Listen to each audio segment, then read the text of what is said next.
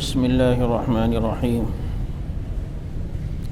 وعن أبي هريرة رضي الله تعالى عنه عن رسول الله صلى الله تعالى عليه وسلم قال: من سبح الله في دبر كل صلاة 33 وحمد الله 33 وكبر الله 33 وقال تمام 100 لا إله إلا الله وحده لا شريك له له الملك وله الحمد وهو على كل شيء قدير غفرت خطاياه وإن كانت مثل زبد البحر. حضرت ابو ہریرہ رضی اللہ تعالیٰ عنہ اس حدیث کے راوی ہیں. فرماتے ہیں کہ آپ صلی اللہ علیہ وسلم نے فرمایا: جو شخص ہر نماز کے بعد سبحان اللہ 33 مرتبہ، الحمدللہ 33 مرتبہ اور اللہ اکبر 33 مرتبہ اور 100 کے عدد کو پورا کرنے کے لیے 1 مرتبہ لا الہ الا اللہ وحدہ لا شریک لہ لہ الملک ولہ الحمد وہو علی کل شیء قدیر پڑھ لے، اللہ تعالیٰ اس کے گناہوں کو بخش دیتے ہیں، چاہے وہ سمندر کی جھاگ کے برابر کیوں نہ ہو. اس حدیث میں نمازوں کے بعد ذکر کی ترغیب دی گئی اور ذکر کے اندر یہ سبحان اللہ، الحمدللہ، اللہ اکبر بتایا. اس حدیث میں یہ تعداد تینوں کی 33 مرتبہ ہے اور 33 یہ 99 ہو گئے. اور 100 کے عدد کو پورا کرنے کے لیے آپ صلی اللہ علیہ وسلم نے فرمایا کہ ایک دفعہ پھر لا الہ الا اللہ وحدہ لا شریک لہ لہ الملک ولہ الحمد وہو علی کل شیء قدیر پڑھ لیں تو اللہ تعالیٰ اس کے گناہوں کو معاف فرما دیتے ہیں، چاہے سمندر کی جھاگ کے برابر کیوں نہ ہو. اب یہ جو ذکر اذکار سے گناہوں کی معافی کا جو حدیث میں آتا ہے، اس سے مراد ہوتے ہیں چھوٹے گناہ. جو بڑے بڑے گناہوں میں جو آدمی مبتلا ہے وہ بغیر توبہ کے اور آئندہ نہ کرنے کے ارادے سے اور پچھتانے کے بغیر یہ معاف نہیں ہوتے. اور یہ جو چھوٹے موٹے گناہ ہو جاتے ہیں، یہ ان گناہوں کے ازالے کے لیے ذکر اذکار جو بعض احادیث میں آئے ہیں یہ مراد ہوتے ہیں. اچھا، اس سے ایک اگلی حدیث ہے جو حضرت کعب رضی اللہ تعالیٰ عنہ سے روایت ہے. وہ فرماتے ہیں کہ آپ صلی اللہ علیہ وسلم نے فرمایا کہ معقبات لا یخیب قائلہن او فاعلہن، معقبات یعنی پیچھے آنے والے ایسے ہیں کہ جن کا کہنے والا یا جن کا پر عمل کرنے والا ہر نماز مکتوبہ کے بعد جو پڑھے گا وہ کیا 33 تسبیحۃ و 33 تحمیدۃ و 34 تکبیرۃ. اس حدیث میں فرمایا کہ 33 بار سبحان اللہ، 33 بار الحمدللہ اور 34 بار اللہ اکبر. تو دونوں طرح کی روایات ہیں تاکہ ذکر کو مختلف الفاظ کے ساتھ کرنے کا مقصد یہ کہ ہر دفعہ پڑھنے میں ایک نیا ذائقہ اور لذت محسوس ہو اور ایک نیا جوش اور ولولہ پیدا ہو. تو اب وہاں پر 33 کے عدد کے ساتھ 100 کے عدد کو پورا کرنے کے لیے آخر میں لا الہ الا اللہ وحدہ لا شریک لہ لہ الملک ولہ الحمد وعلی کل شیء قدیر ایک بار پڑھایا تو 100 کا عدد پورا ہو گیا. اور اس حدیث میں 33 بار سبحان اللہ، 33 بار الحمدللہ اور 34 بار اللہ اکبر کر کے 100 کا عدد پورا ہو گیا. یہ انسان کی سہولت کے لیے کہ اگر کوئی اس طرح کرنا چاہے تو یوں بھی صحیح ہے، یوں کرنا چاہے تو یوں بھی صحیح ہے. اب ان الفاظ کو معقبات کہا گیا کہ پیچھے آنے والے. کیوں کہا گیا؟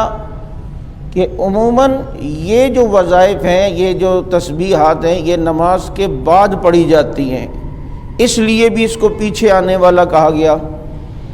دوسری وجہ یہ بتائی گئی محدثین نے کہ پیچھے آنے سے مراد یہ ہے کہ یہ جو ہماری نماز میں کمی کوتاہی ہو جاتی ہے، کبھی خشوع میں، کبھی نظر ادھر ادھر چلی جاتی ہے، تو یہ پیچھے سے آ کر ان کوتاہیوں کو ختم کر دیتی ہے، ان کوتاہیوں کو مٹا دیتی ہے اور نماز کو حسین و جمیل بنا دیتی ہے، اور پھر یہ اللہ کے حضور نماز پیش ہوتی ہے۔ اور تیسری وجہ جو ہے وہ اس کی یہ بتلائی کہ یہ معقبات یعنی پیچھے آنے سے مراد یہ کہ یہ ایک دوسرے کے پیچھے آتے ہیں، جس میں محدثین کہتے ہیں اس طرف اشارہ ہے کہ حدیث میں تو یوں بتایا، لیکن اگر کوئی اللہ اکبر پہلے پڑھ لے، سبحان اللہ بعد میں پڑھ لے، الحمدللہ سب سے آخر میں کہہ دے تو یہ بھی ٹھیک ہے، کیونکہ یہ کلمات ایک دوسرے کے پیچھے آ رہے ہیں، تو اس طرح بھی مناسب ہے اگر کرنا چاہے، لیکن بہتر یہ ہے کہ پہلے سبحان اللہ ہو، پھر الحمدللہ ہو، پھر اللہ اکبر ہو، اور ان کو پڑھتے ہوئے اگر ان کے معنی کا استحضار ہو اور یہ سوچے کہ سبحان اللہ، اللہ پاک ہے، اللہ تعالیٰ کی قدرتوں کو سوچے کہ پہاڑ بنائے، آسمان بنائے، سبحان اللہ سبحان اللہ۔ اب دیکھو پڑھنے میں بھی ایک مزہ آئے گا، یہ ساری جو اللہ کی کائنات اس کا تصور لا کے پھر الحمدللہ پڑھتے ہوئے اپنے اوپر جو اللہ کی نعمتیں ہمارے پر ان کا سوچے۔ سب سے پہلے تو یہ اللہ نے نماز کی توفیق دی، الحمدللہ، اللہ تو نے اپنے گھر بلایا، الحمدللہ، اللہ تو نے جماعت کے ساتھ نماز پڑھائی، الحمدللہ، اللہ تو نے جو ہے وہ ہمیں کتنا زبردست دین دیا ہے، الحمدللہ۔ یہ ساری نعمتیں ساتھ ساتھ سوچتا جائے اور الحمدللہ الحمدللہ۔ اب اس کے پڑھنے میں بھی ایک مزہ آئے گا۔ کسی بھی ذکر کو دھیان کے ساتھ اور مراقبے کے استحضار کے ساتھ پڑھے گا، اس ذکر کو ایک تو آدمی کے اوپر بوجھ نہیں لگے گا، اور دوسرا اس ذکر کی حقانیت اور اس کی برکات انسان کے جسم کے اندر آئیں گی، اور وہ انسان کی پھر زندگی کی عکاسی جو ہے وہ کریں گی۔ آپ دیکھ لیں، جس وقت آپ ویسے ہی اگر پڑھ رہے ہوں تو ثواب تو ہے، لیکن جس دن آپ دھیان سے اس کو پڑھیں گے، ان کے معنی اور مطالب کو غور کرتے ہوئے اور اللہ تعالیٰ کی جو نعمتیں ہیں اس کے سوچتے ہوئے، تو اس وقت پڑھنے میں لطف ہی کچھ اور ہوتا ہے۔ اب دیکھیں نا، درود شریف ہے، ہم ویسے ہی پڑھتے ہیں، لیکن اگر درود شریف پڑھتے ہوئے تصور ہو کہ میں آپ صلی اللہ علیہ وسلم کے روضے مبارک کی جالی کے سامنے کھڑا ہوں، تو اس پڑھنے میں مزہ ہی کچھ اور آ رہا ہوگا، اور آدمی کہے گا پڑھتا ہی چلا جاؤں، پڑھتا ہی چلا جاؤں، یار پڑھتا ہی چلا جاؤں۔ تو اس لیے یہ ذکر اذکار شریعت نے جو ہیں وہ بتلائے ہیں، اس کو دھیان سے اگر پڑھا جائے تو اس کے بہت زیادہ فائدے ہوتے ہیں۔ اب ایک مسئلہ یہ یاد رکھیے گا، احادیث میں نمازوں کے بعد بہت سارے وظائف کے متعلق بتایا گیا ہے، جیسے ایک اور وظیفہ ہے کہ حضرت معاذ رضی اللہ تعالیٰ عنہ وہ فرماتے ہیں کہ آپ صلی اللہ علیہ وسلم نے اخذ بیدہ کہ ان کا ہاتھ پکڑا آپ نے، اور جن کا ہاتھ نبی کے ہاتھ میں آ جائے وہ پھر کیا خوش نصیب ہیں، اور سارے صحابہ ہیں نبی کے ہاتھ میں ہاتھ دیتے ہیں۔ اور عجیب ہے اس قوم پر صد افسوس جو ان کے بارے میں کہے کہ یہ گمراہ تھے، یہ صحیح نہیں تھے، یہ بھٹک گئے، ان میں حسد تھا، یہ تھا، نعوذ باللہ۔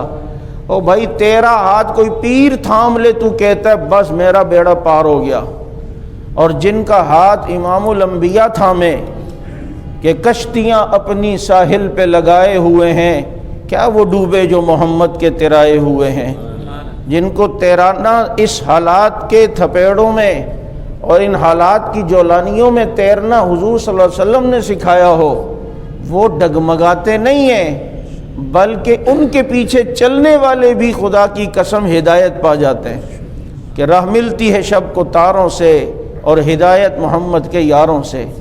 آپ دیکھیں نا، یہ معمولی لوگ نہیں ہیں، نبی نے ان کا ہاتھ تھاما ہے، نبی نے ان کا ہاتھ پکڑا ہے، اور جن کا ہاتھ نبی تھام لے، آپ کو پتہ ہے بچہ روڈ کراس کر رہا تھا تو باپ نے ہاتھ پکڑ لیا، وہ پہلے کہنے لگا ابو میں آپ کا ہاتھ پکڑتا ہوں، کہتے نہیں بیٹا تو بیٹا ہے، باپ ہاتھ پکڑ لے تو پھر وہ چھوڑتا نہیں ہے، لہٰذا یہاں پر امام الانبیاء ہاتھ تھامے ہوئے ہیں، ہاتھ پکڑے ہوئے ان کا، اور جب یہ نبی کے ہاتھ پر بیعت کر رہے ہیں نا صحابہ، عجیب منظر ہے، بیعت کرتے ہوئے پیر صاحب کا ہاتھ نیچے ہوتا ہے، اوپر مرید یوں ہاتھ رکھتے ہیں، ایسا ہی ہے یا نہیں؟ دکھاؤ یہ کیوں ہوتا ہے منظر؟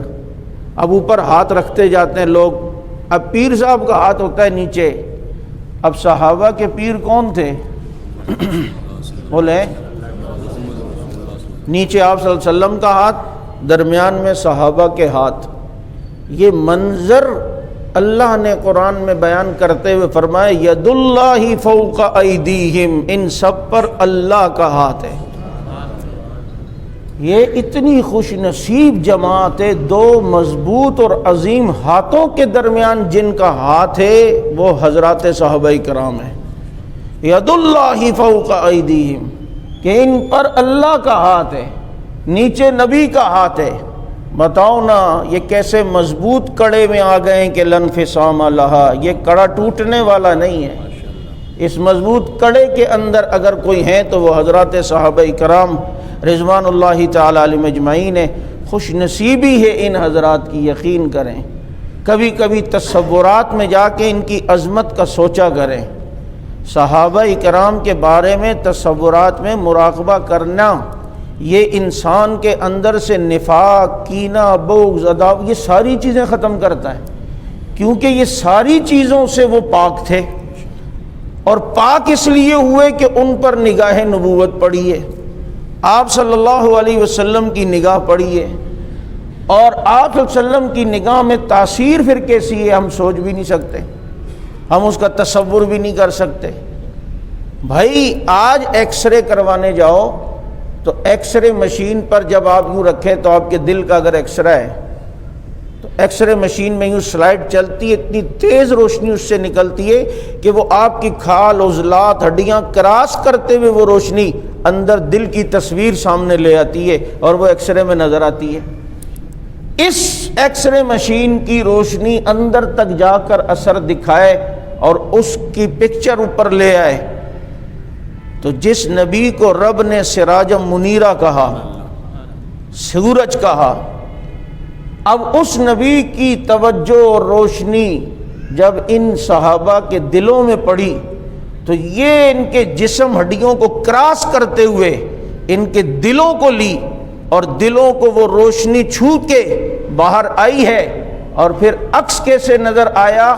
آپ سامنے کسی کے بیٹھے ہوئے ہوں تو اس کی آنکھوں میں آپ اپنے آپ کو دیکھتے ہو۔ یہ وہ خوش نصیب طبقہ ہے کہ جن کا عکس رسول اللہ کی آنکھوں میں نظر آتا تھا، جن کا عکس آپ صلی اللہ علیہ وسلم کی آنکھوں میں نظر آتا تھا۔ آج ہم یہاں کوئی بیٹھے ہوں تو دیکھیں نا، میری آنکھوں میں قریب بیٹھنے والے کی تصویر آ رہی ہوگی، اس کی شبیہ آ رہی ہوگی۔ یار کتنے خوش نصیب ہیں کہ کن آنکھوں میں کن کا عکس آ رہا ہے اور قریب ہیں۔ اور کسی شاعر نے شعر کہا تھا نا، اس کا خلاصہ یہ کہ تیری آہٹ ہی مجھے خضر بنا دے، یعنی میرا نبی میرے پاس سے گزر بھی جائے تو میں خضر بن جاؤں گا۔ اتنی تاثیر ہے کہ نگاہ نبی میں وہ تاثیر دیکھی، بدلتی ہزاروں کی تقدیر دیکھی۔ یہ بجلی کا کڑکا تھا یا صوت ہادی، عرب کی زمین جس نے ساری ہلا دی، ایسی انقلابی نگاہیں تھی محمد الرسول اللہ صلی اللہ علیہ وسلم کی۔ تو یہ کتنے خوش نصیب ہیں کہ حضرت معاذ فرماتے ہیں کہ نبی علیہ السلام کا ہاتھ ان کے ہاتھ میں، اور حضور نے عجیب انداز میں فرمایا یا معاذ واللہ انی لاحبک، اے معاذ اللہ کی قسم مجھے تجھ سے بڑی محبت ہے، اللہ کی قسم مجھے تجھ سے بڑی محبت ہے۔ یہ حضرت معاذ رضی اللہ تعالیٰ عنہ جنہیں نبی فرما رہے ہیں کہ مجھے تجھ سے بڑی محبت ہے۔ اللہ کرے ہم بھی ایسے بن جائیں کہ نبی ہم سے بھی محبت کرنے والے بن جائیں۔ ہم تو کر ہی رہے ہیں، لیکن معاملہ دو طرفہ ہونا تو مزہ تب ہے۔ اے معاذ مجھے تجھ سے بڑی محبت، کتنی توجہ سے اور کتنی پیار سے۔ اچھا پھر جب ایک انسان کا ایک محبت کا کسی پر جوش ہوتا ہے نا، تو اس وقت جو چیز وہ اسے دے تو کتنے دل سے دیتا ہے، کتنے دل سے دیتا ہے۔ تو حضور نے یہ محبت کیوں بتائی؟ فرمایا معاذ مجھے تجھ سے بڑی محبت ہے، میں تجھے جو ہے تجھے وصیت کرتا ہوں کہ ہر نماز کے بعد ان کلمات کو نہ چھوڑنا، اور وہ کلمات کیا بتائے؟ فرمایا اللہم اعنی علی ذکرک و شکرک و حسن عبادتک، اللہم اعنی علی ذکرک و شکرک و حسن عبادتک۔ ہر نماز کے بعد اسے پڑھا کریں ایک مرتبہ۔ نبی نے اتنی محبت سے یہ وظیفہ دیا ہے اور حضرت معاذ کے ذریعے سے یہ وظیفہ امت کو پہنچا ہے۔ اللہم اعنی علی ذکرک و شکرک و حسن عبادتک، کہ اے اللہ اپنے ذکر اور اپنی اچھی طرح عبادت کرنے پر میری مدد فرما۔ پتہ چلتا ہے یہ ذکر بھی اللہ کی توفیق سے آدمی کو ملتا ہے، اور عبادت کا حسن بھی اللہ کی توفیق سے ملتا ہے۔ اللہ تعالیٰ اگر مدد کریں گے تو تب ذکر کی توفیق ہوگی، اللہ کی مدد ہوگی تو تب ہماری عبادات میں حسن آئے گا۔ اس حدیث میں جہاں اس وظیفے کی فضیلت ہے، وہیں اس سے یہ بھی پتہ چلتا ہے کہ نیک کاموں کے لیے کرنے کے لیے بھی اللہ سے دعا کرتے رہنا چاہیے کہ آپ، اور پھر حسن عبادت کے کہا، ہم کہتے جی ہم تو روزے رکھتے ہیں، نماز پڑھتے ہیں، لیکن ان عبادات کا حسن بھی مانگو کہ اللہ وہ حسن بھی مجھے عطا فرما، کہ وہ عبادت اتنی حسین و جمیل ہو، ایسی نہ ہو کہ خدا نہ خواستہ منہ پہ مار دی جائے۔ تو یہ بھی اللہ سے آدمی ہے۔ آج یہ سوچیں ہم اپنے گریبان میں اتنے عرصے سے ہم نماز پڑھیں اور ہمیں پتہ ہے ہماری نمازوں کا کیا حال ہے، کیا کبھی ہم نے دعا میں یہ مانگا ہے کہ اللہ میری نماز ٹھیک کر دے، اللہ میری نماز کو ایسا بنا دے کہ بس جیسے صحابہ کرام کی نماز تھی، اللہ میری نماز کو کبھی ہم نے مانگا ہے؟ اگر ہمیں تلاوت کرنے کی توفیق نہیں ہو رہی، کبھی ہم نے مانگا ہے کہ اللہ مجھے تلاوت کی توفیق دے؟ ہم نے اگر روزے آ گئے، رمضان آ گیا، تو ہم نے کبھی مانگا ہے کہ اللہ اچھی طرح روزے رکھنے کی توفیق دے کہ اس میں کوئی مکروہات بھی نہ ہو، کسی قسم کے اور کوئی لغویات بھی نہ ہو؟ کیا ہم نے مانگا ہے؟ اگر نہیں تو آج سے پھر اللہ کے سامنے اپنی عبادات کے حسن کی بھی دعا مانگیں کہ اللہم اعنی علی ذکرک و شکرک و حسن عبادتک، اے اللہ تیرے ذکر پر، تیرے شکر کرنے پر اور عبادت کے حسن پر تو میری مدد فرما۔ پتہ چلتا ہے شکر کی عادت اور توفیق یہ بھی اللہ تعالیٰ کی طرف سے ہوتی ہے، ورنہ انسان کتنی ناشکریہ کرتا ہے۔ حالانکہ اللہ تعالیٰ کی بڑی نعمتیں ہم پر ہیں، لیکن ہم اس کی طرف توجہ جو ہے وہ نہیں دیتے۔ ابھی بھی اللہ تعالیٰ کے کتنے انعامات ہمارے اوپر ہیں، لیکن چونکہ اگر ایک آدھ تکلیف ہمارے پر آتی ہے نا، ہماری ساری توجہ وہاں ہوتی ہے، وہ نعمتیں بالکل ہم چھوڑ چکے، اس کا تصور ہمارے ذہن سے نکل چکا ہوتا ہے، اس لیے وہ تکلیف زیادہ بڑی لگتی ہے۔ تو اب مسئلہ یہ ہے کہ میں عرض یہ کر رہا تھا، یہ جو نمازوں کے بعد ذکر، وظیفے، وظائف جو حدیثوں میں آتے ہیں اور آپ لوگ ہم کرتے بھی ہیں، تو یہ بات یہ یاد رکھیں کہ جن نمازوں کے بعد سنت موقدہ ہیں، جیسے ظہر کے بعد اور عشاء کے بعد اور مغرب کے بعد سنت موقدہ ہیں، تو یہ وظائف ان سنتوں کے بعد کیے جائیں، اور جن نمازوں کے بعد سنت موقدہ نہیں ہیں، عصر کی نماز، فجر کی نماز، پھر وہ تو ظاہر بات ہے فرض نماز کے بعد ہی ہو، کیونکہ فرض نماز اور سنت کے درمیان زیادہ وقت نہیں گزارنا چاہیے۔ بعض فقہاء نے، بلکہ اکثر فقہاء نے یہاں تک لکھا ہے کہ اگر سنت اور فرض کے درمیان اگر وقت زیادہ گزر گیا تو وہ سنت پھر نفل بن جاتی ہے، پھر وہ سنت نفل بن جاتی ہے، اس لیے پھر وہ سنت موقدہ والی جان اس میں نہیں رہے گی۔ تو اس لیے معمولی سا ذکر ہو، اللہم انت السلام و منک السلام، اللہم انی علی ذکرک و شکرک و حسن عبادتک، بس اس طرح کا ہو، اور اس کے بعد جو ہے آدمی اپنی فرض نماز کے لیے کوشش کرے کہ فرض کے بعد سنت جو ہے وہ جلدی پڑھنے کی کوشش کرے، باقی یہ وظائف سنتوں کے بعد ہو۔ دیکھا یہ گیا ہے بعض لوگ فرض کے بعد بہت دیر تک ذکر میں اور وظائف، اور اس کے بعد جا کے جو ہے وہ 1 گھنٹے بعد سنت شروع کرتے ہیں، اس طرح پھر سنت نفل میں تبدیل ہو جاتی ہے، اس چیز کا جو ہے وہ خیال ہو۔ چونکہ ایک عبادت تو ہو لیکن اس عبادت کے متعلق ہمیں مسائل معلوم نہ ہوں تو یہ بڑا ایک مسئلہ ہو جاتا ہے۔ کوشش یہ کریں کہ اس سے پہلے کے وقت ہمارا اجل آ جائے، ان چیزوں کو سیکھ لینا چاہیے۔ ابھی دیکھیں نا، یہ سردیاں چل رہی ہیں، اس میں بعض دفعہ لوگ چادر اوڑھ کر آتے ہیں۔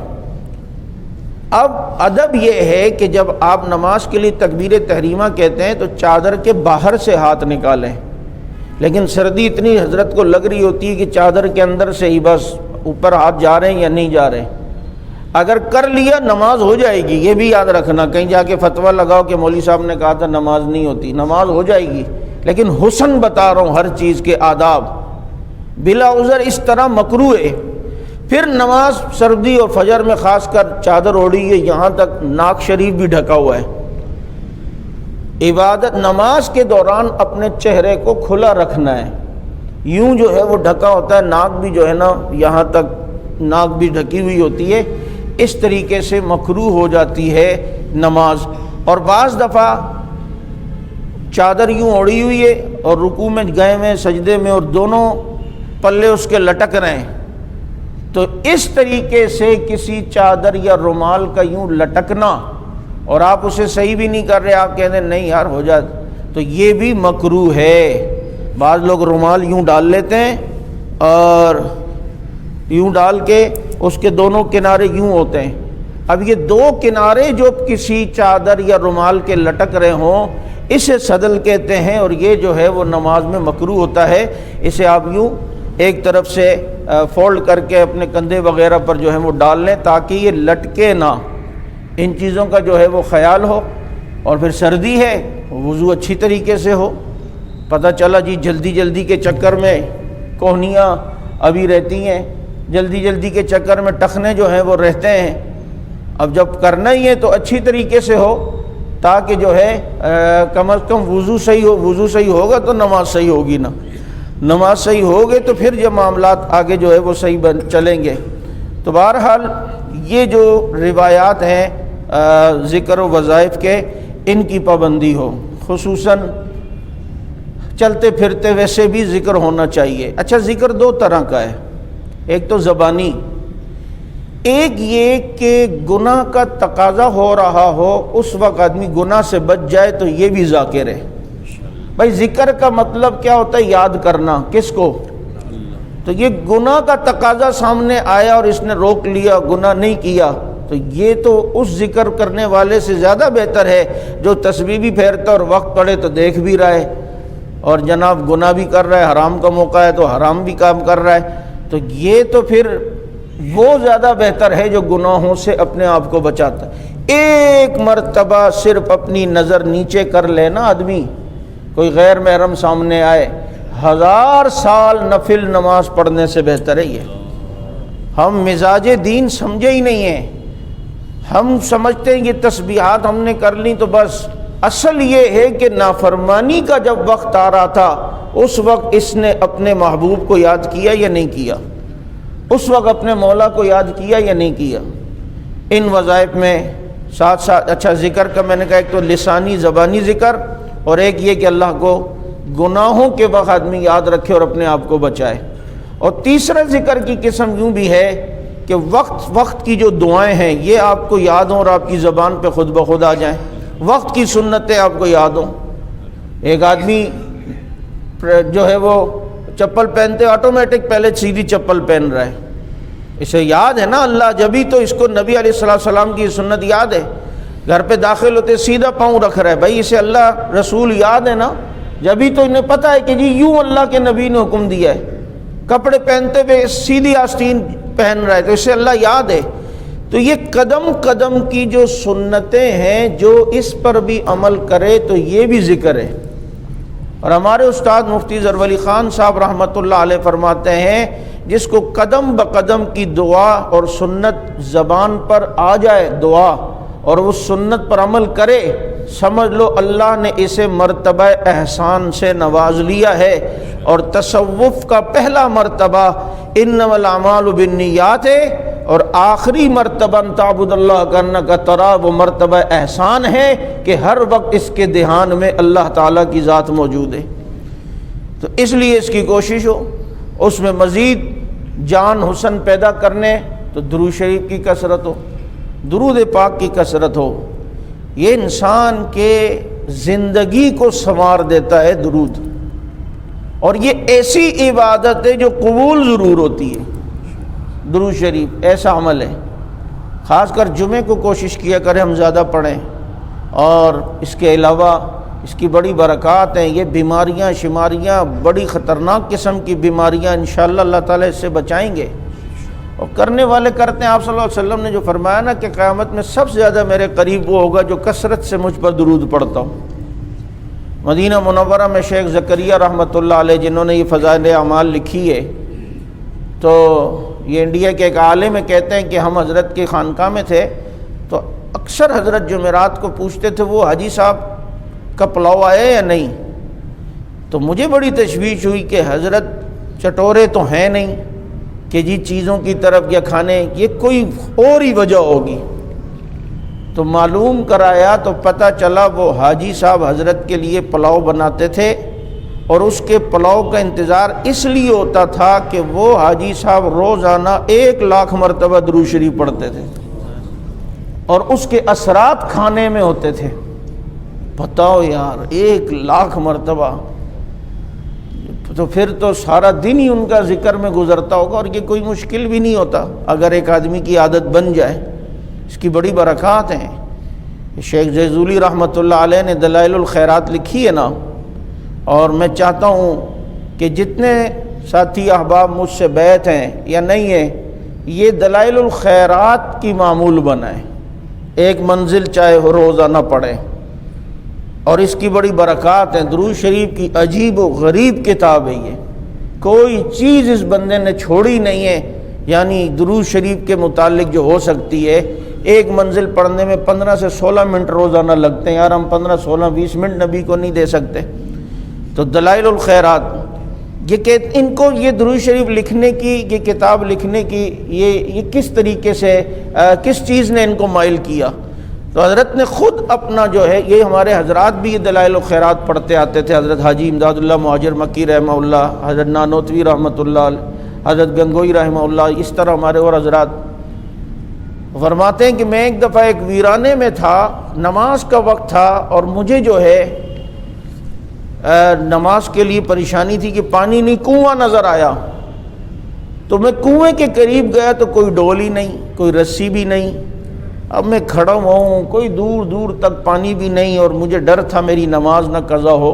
اتنے میں ایک چھوٹی سی بچی 8-9 سال کی وہ آئی، کہا بابا جی کیوں پریشان کھڑے ہو؟ کہا بیٹا پریشان نہیں ہے، نماز کا وقت جا رہا ہے اور میرے پاس پانی نکالنے کے کوئی ڈول ہی نہیں ہے۔ تو کہتے ہیں اس بچی نے اس کنویں میں تھوک دیا، اس کنویں میں جو تھوکا تو پانی اوپر منڈیر پر آ گیا، اور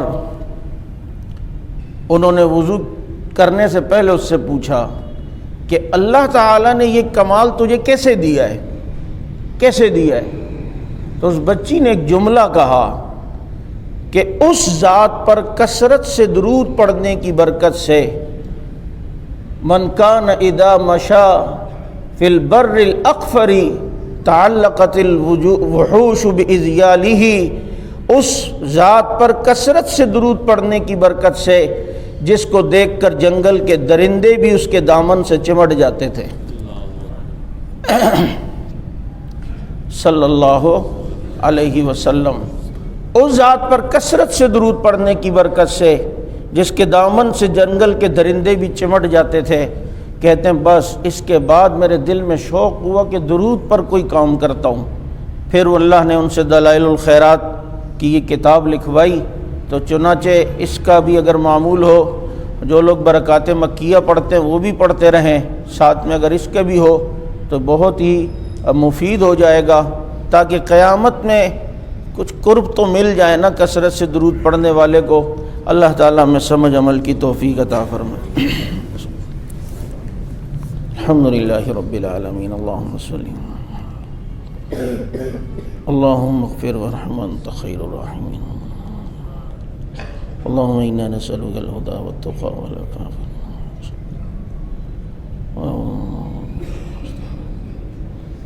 وأنت المستعان وعليك البلاغ والأمر.